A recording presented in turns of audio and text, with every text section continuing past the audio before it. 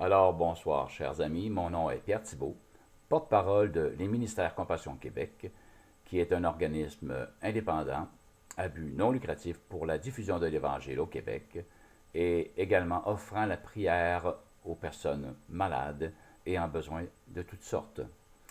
Donc, vous pouvez laisser vos commentaires, vos requêtes de prière, vos questions, vos suggestions dans la boîte vocale qui est le 418-809-2485 ou sur sur ma page Facebook du même nom, les ministères Compassion Québec. Donc, tout y est.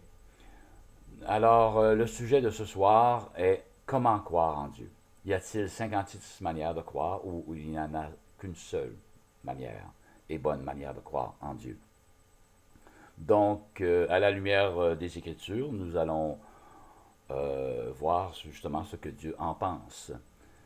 Vous savez, dans le passé, il y a déjà eu des sondages disant ceci. Est-ce que vous croyez en Dieu? On disait oui, je crois en Dieu. Non, je ne crois pas en Dieu. Mais en réalité, la question devait être ainsi posée. Est-ce que vous croyez en l'existence de Dieu? Ou d'un Dieu en quelque part dans cet univers si grand, si immense? Donc voilà l'ordre des choses. Au lieu de est-ce que vous croyez en Dieu, la question aurait dû être posée est-ce que vous croyez en l'existence de Dieu? Parce que, premièrement, avant de croire en quelqu'un, il faut croire en son existence. Ou si on veut croire en quelque chose, également, il faut croire que cette chose existe, premièrement. Comme la Bible nous dit en Hébreux 11, nous allons voir l'ordre des choses. Alors, ça nous dit ici, « Or, sans la foi, il est impossible de lui être agréable, d'être agréable finalement à Dieu. Okay? Car il faut que celui qui s'approche de Dieu croit que Dieu existe et qu'il est le rémunérateur de ceux qui le cherchent. » Donc ici, la parole de Dieu est claire et spécifique. L'ordre des choses est, avant de croire en Dieu, il serait mieux de croire que Dieu existe, premièrement. C'est pratico-pratique également. Donc, entre le fait de croire à l'existence de Dieu et celui d'avoir la certitude de notre salut éternel, il y a bien sûr des procédures à suivre. Nous allons voir dans un autre chapitre, dans le livre de Romains, chapitre 1, 26 à 32, ce qu'est exactement la nature humaine. Et nous allons voir que cette nature humaine, dont je fais partie également, ne plaisons pas à Dieu. Okay? Donc, dans Romains chapitre 1, versets 26 à 32, ce chapitre traite spécifiquement de l'homosexualité, mais aussi d'autres aspects de la nature humaine qui ne plaît pas du tout à Dieu, car la nature elle-même, la nature humaine est pécheresse. Alors, nous allons partir du verset 28, Romains chapitre 1. Comme ils ne se sont pas souciés de connaître Dieu, Dieu les a livrés à leur sens réprouvé, pour commettre des choses indignes. Étant remplis de toute espèce d'injustice, de méchanceté, de cupidité, de malice, pleins d'envie, de meurtre, de querelles, de ruse, de malignité, rapporteurs, médisants, impies, arrogants, hautains, fanfarons, ingénieux au mal, rebelles à leurs parents, dépourvus d'intelligence, de loyauté, d'affection naturelle, de miséricorde, et on peut rajouter les menteurs, les violeurs, les voleurs également, eh bien qu'ils connaissent le jugement de Dieu, déclarant dignes de mort ceux qui commettent de telles choses. Non seulement ils les font, mais ils approuvent ceux qui les font. Chapitre 2 maintenant. Ô homme, qui que tu sois, toi qui juges, tu es donc inexcusable, car en jugeant les autres, tu te condamnes toi-même, puisque toi qui juges, tu fais les mêmes choses. Nous savons en effet que le jugement de Dieu contre ceux qui commettent de telles choses est selon la vérité. Et penses-tu, ô homme, qui juge ceux qui commettent de telles choses, et qu'il est fait que tu échapperas au jugement de Dieu? Ou méprises-tu les richesses de sa bonté, de sa patience et de sa longanimité, ne reconnaissant pas que la bonté de Dieu te pousse à la repentance? Retenez bien cela, la bonté de Dieu nous pousse, ou vous pousse, me pousse à la repentance. OK? Mais par ton endurcissement et par ton cœur impénitent, tu t'amasses un trésor de colère pour le jour de la colère et de la manifestation du jugement de Dieu, qui rendra à chacun selon ses œuvres, réservant la vie éternelle à ceux qui, par la persévérance à bien faire, cherchent l'honneur, la gloire et l'immortalité, mais réservant l'irritation et la colère à ceux qui, par esprit de dispute, sont rebelles à la vérité et obéissent à l'injustice. Tribulation et angoisse sur toute âme d'homme qui fait le mal, sur le juif premièrement, puis sur le grec, en réalité sur tout le monde de cette humanité. Gloire, honneur et paix pour quiconque fait le bien, pour le juif premièrement, pour le grec ensuite. Car devant Dieu, il n'y a point d'acception de personne. La justice de Dieu, c'est ça. Il n'y a point d'acception de personne. Tous ceux, ça nous dit, qui ont péché sans la loi, périront aussi sans la loi. Et tous ceux qui ont péché avec la loi seront jugés par la loi. Ce ne sont pas ceux, en effet, ceux qui écoutent la loi qui sont justes devant Dieu, mais ce sont ceux qui la mettent en pratique qui seront justifiés. Quand les païens qui n'ont point la loi font naturellement ce que prescrit la loi, ils sont, eux, qui n'ont point la loi, une loi pour eux-mêmes.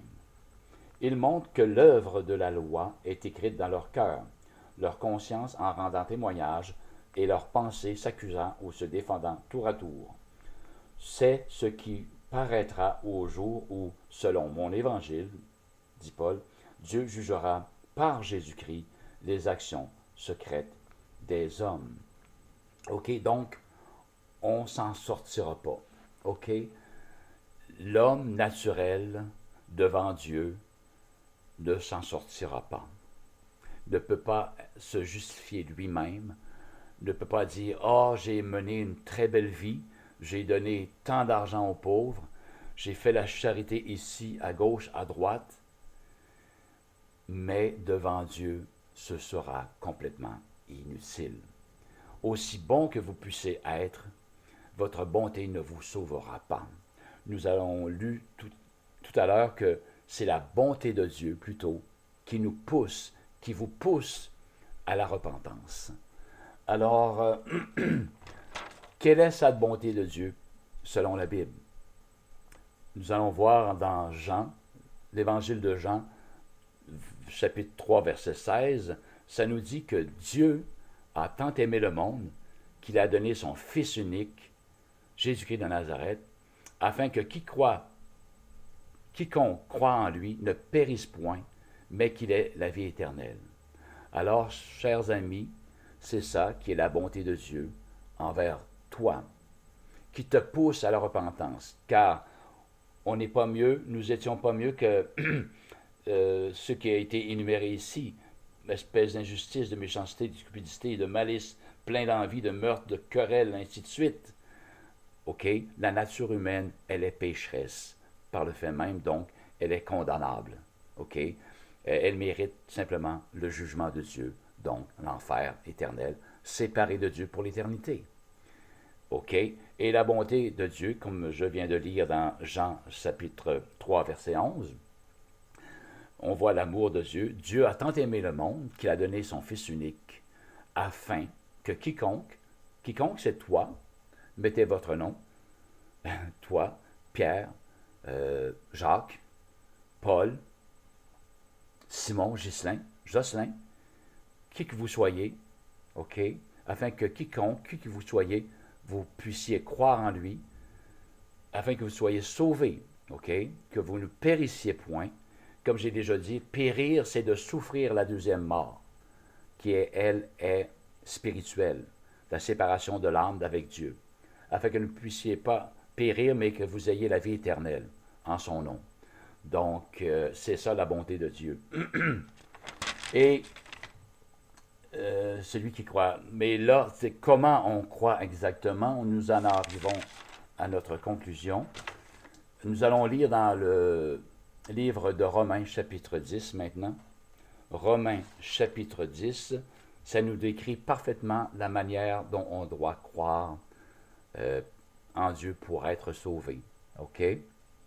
Romains, chapitre 10, versets 1 à 11. Romains 10, 1 à 11. Frères, le vœu de mon cœur et ma prière à Dieu pour eux, c'est qu'ils soient sauvés. Et chers amis, c'est aussi mon vœu et mon désir que vous qui m'écoutez présentement, que vous soyez sauvés pour l'éternité. D'accord? C'est exactement le même souhait pour moi, pour vous, chers amis. Alors, je leur rends le témoignage qu'ils ont du zèle pour Dieu, mais sans intelligence, ne connaissant pas la justice de Dieu et cherchant à établir leur propre justice, ils ne se sont pas soumis à la justice de Dieu. Car Christ est la fin de la loi pour la justification de tous ceux qui croient. En effet, Moïse définit ainsi la justice qui vient de la loi. OK, la loi dans l'Ancien Testament. L'homme qui mettra ces choses en pratique vivra par elles. Mais c'est chose pratiquement impossible de mettre la loi en pratique. La loi était mise là afin que, justement, le péché soit visible, que nous puissions absolument pas rien faire pour s'en défaire. OK? Mais voici comment par la justice qui vient de la foi. OK? La loi condamne, mais la foi sauve. Donc, elle dit, ne dis pas en ton cœur, qui montera au ciel, c'est en faire descendre Christ. Ou qui descendra dans l'abîme, c'est faire remonter Christ d'entre les morts. Que dit-elle donc? La parole est près de toi, dans ta bouche, dans ton cœur. Or, c'est la parole de la foi que nous prêchons. Également, moi-même, ce soir, c'est la parole de la foi que je prêche à vous, chers amis. Mais premièrement, comme nous avons lu précédemment, il faut croire que Dieu existe, premièrement, et ensuite, vous pouvez avoir le choix de croire en lui par la suite. Donc, la manière de croire ici, nous dit la Bible, si tu confesses de ta bouche le Seigneur Jésus, et si tu crois dans ton cœur que Dieu l'a ressuscité des morts, tu seras sauvé. Voyez les étapes? Si tu confesses de ta bouche le Seigneur Jésus, et si tu crois dans ton cœur que Dieu l'a ressuscité d'entre les morts, tu seras sauvé. C'est une certitude, chers amis. Car c'est en croyant du cœur qu'on parvient à la justice, et non notre propre justice. Et c'est en confessant de la bouche qu'on parvient au salut, selon ce que dit l'Écriture. Quiconque croit en lui ne sera point confus. Vous êtes confus, chers amis? Vous ne savez pas où aller, vers qui vous tourner.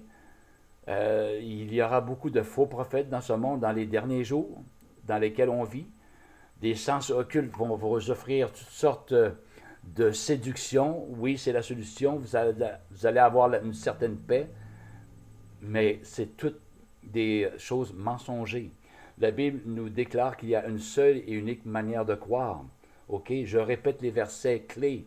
Si tu confesses de ta bouche le Seigneur Jésus, la bouche, et si tu crois dans ton cœur que Dieu l'a ressuscité d'entre les morts, tu seras sauvé. C'est une garantie officielle. Le sceau de Dieu va être sur ton cœur. Hallelujah! Et car c'est en croyant du cœur qu'on parvient à la justice, et c'est en confessant de la bouche qu'on parvient au salut selon ce que dit l'Écriture. Alors, chers amis, arrêtez de chercher de gauche à droite, arrêtez d'aller voir des diseurs de bonne aventure, des tireuses de cartes, ou qu'importe les sens occultes maintenant qui occupe cette planète d'une manière inimaginable. Non. Hallelujah. Croyez de votre cœur, confessez de la bouche. La Bible certifie que Dieu a ressuscité Jésus d'entre les morts 3 jours après qu'il ait été crucifié. OK? Croyez de votre cœur, confessez de votre bouche, et alors seulement vous serez sauvés. Car c'est en croyant du cœur et qu'on parvient à la justice, et de la bouche qu'on parvient au salut. Hallelujah. Je vais faire une prière avec vous, chers amis. Et croyez de votre cœur et confessez de votre bouche lorsque je vais dire cette prière de repentance, OK? Que l'humanité, l'attribut de la nature humaine est pécheresse, donc ne plaît pas à Dieu. Il faut venir à Jésus-Christ. Il faut, par la foi, recevoir le pardon de nos péchés par Jésus-Christ. Croire que Dieu, hallelujah, a donné Jésus, le sang de Jésus-Christ a coulé sur la croix de Golgotha afin que nous soyons pardonnés de tous nos péchés. Alléluia. J'y vais avec une prière maintenant. Père céleste, tu vois toute cette personne, Seigneur, qui cherche à gauche, à droite, qui n'ont pas aucune manière de quelle manière croire exactement, comment croire, mais la parole nous dit, Seigneur, de confesser de la bouche le Seigneur Jésus, de croire que tu l'as ressuscité d'entre les morts et vous serez sauvés. Une certitude garantie. Alléluia. Père, toi qui rencontres les besoins ce soir maintenant, Alléluia, je te prie de faire ton œuvre par ton Saint-Esprit dans les cœurs qui ont entendu ce message simple, mais de ta parole. Ce message de l'Évangile, ce message qui libère, Alléluia, de tout péché, de tout fardeau. Mettez votre fardeau, mettez vos péchés maintenant à la croix de Golgotha. Croyez de tout votre cœur que Jésus est venu à votre place, a pris votre jugement sur la croix à votre place, afin que vous soyez sauvés, libérés de tout péché et que vous obteniez la vie éternelle à la fin de vos jours. Alléluia. Père, par ton Saint-Esprit, touche les personnes maintenant, éternelles. Oh Jésus, fais ton œuvre, Saint-Esprit. Alléluia. Dans les cœurs de ces personnes qui ont entendu ce message simple de l'Évangile ce soir. Alléluia. Alors, vous qui avez fait cette prière, toi qui as fait cette prière, tu peux me téléphoner au 418-809-2485 ou laisser vos requêtes de prière. On priera ensemble sur ma page Facebook, les ministères Compassion Québec. Donc, sur ce, je vous laisse le bonsoir et que Dieu vous bénisse et à la prochaine. Ciao. Merci.